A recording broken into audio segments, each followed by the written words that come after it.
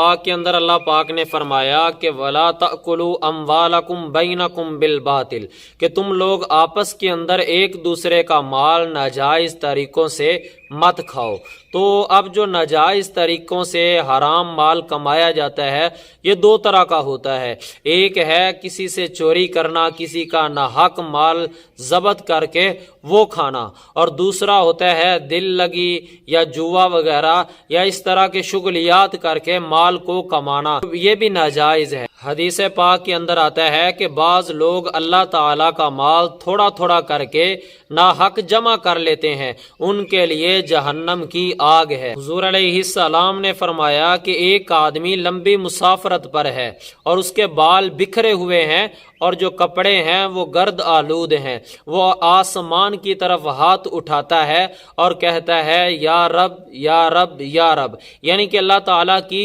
ذات کو پکارتا ہے، حالانکہ اس کا کھانا حرام ہے، اس کا پینا بھی حرام ہے اور اس کے کپڑے بھی حرام ہے۔ تو جب سب کچھ حرام کا ہو اور اللہ کو پکارے تو حضور علیہ السلام نے فرمایا کہ اللہ تعالیٰ اس کی دعا کو کیسے قبول فرمائے۔ مطلب یہ ہے کہ جو حرام خوری ہوتی ہے، حرام مال کا کھانا ہوتا ہے، یہ انسان کو وقت کے ساتھ ساتھ اللہ سے بھی دور کر دیتی ہے، اور انسان کی یہاں تک کہ دعا بھی قبول نہیں ہوتی جب مال حرام پہ وہ پلنا شروع ہو جاتا ہے۔ ایک حدیث کے اندر آتا ہے کہ حضرت انس رضی اللہ تعالیٰ عنہ نے فرمایا کہ یا رسول اللہ صلی اللہ علیہ وسلم، آپ میرے لیے دعا کریں، مجھے کوئی ایسا عمل بتائیں کہ میں مستجاب الدعوات بن جاؤں، یعنی کہ میری ہر دعا اللہ کے ہاں قبول ہو جائے۔ تو حضور علیہ السلام نے فرمایا کہ اے انس، اپنی کمائی پاکیزہ رکھ تو تیری دعا ضرور قبول ہوگی،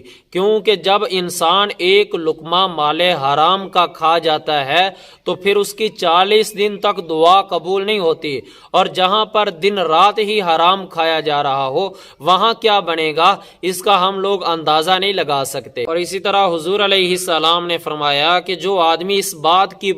پرواہ نہیں کرتا کہ مال کہاں سے کما رہا ہے، یعنی کہ حلال طریقے پر کما رہا ہے یا حرام طریقہ پر کما رہا ہے، تو اللہ پاک بھی اس کی پرواہ نہیں کریں گے کہ اس آدمی کو کس دروازے سے جہنم کے اندر پھینکنا ہے، یعنی کہ اس کا ٹھکانہ پھر جہنم بن جاتا ہے۔ حضرت ابو ہریرہ رضی اللہ تعالیٰ عنہ فرماتے ہیں کہ تمہارے منہ کے اندر مٹی بھر دی جائے، یہ اس بات سے بہتر ہے کہ تمہارے منہ کے اندر ایک لقمہ حرام مال کا جائے، یعنی کہ اس سے بہتر ہے کہ مٹی بھر دی جائے، وہ اس حرام لقمے سے بہتر ہے۔ اور حضور علیہ السلام نے فرمایا کہ جس نے مال حرام کے ساتھ حج کیا اور جب وہ حج پہ کہتا ہے لبیک اللہم لبیک، تو ایک فرشتہ کہتا ہے کہ نہ تو حاضر ہے نہ ہی تیرا آنا مبارک ہے، بلکہ تیرا حج بھی ناقبول ہے، یعنی کہ تیرا حج بھی قبول نہیں ہے۔ حضرت ابن عباس رضی اللہ تعالیٰ عنہ فرماتے ہیں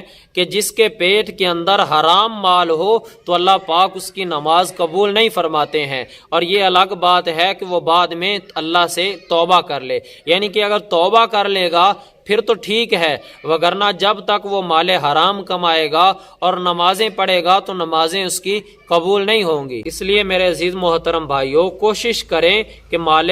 حلال کمائیں، مال حرام نہ کمائیں۔ اب کئی لوگ ایسے ہیں جو مال حرام کماتے ہیں پھر وہی بچوں کو کھلاتے ہیں، اور جو بچے مال حرام پر بڑے ہو رہے ہیں ان کی تربیت کیسے ہوگی اور وہ کیسے اللہ کا دھیان انہیں نصیب ہوگا؟ وہ بڑے ہو کر نافرمان ہی بنیں گے۔ اس لیے اپنے بچوں کو مال حلال کھلائیں اور خود بھی مال حلال کھائیں تاکہ اللہ کا حکم بھی پورا ہو اور حرام کے ایک لقمے سے بھی بچیں۔ دعا ہے کہ اللہ پاک ہمیں عمل کی توفیق عطا فرمائے۔ وآخر دعوانا ان الحمد للہ رب العالمین۔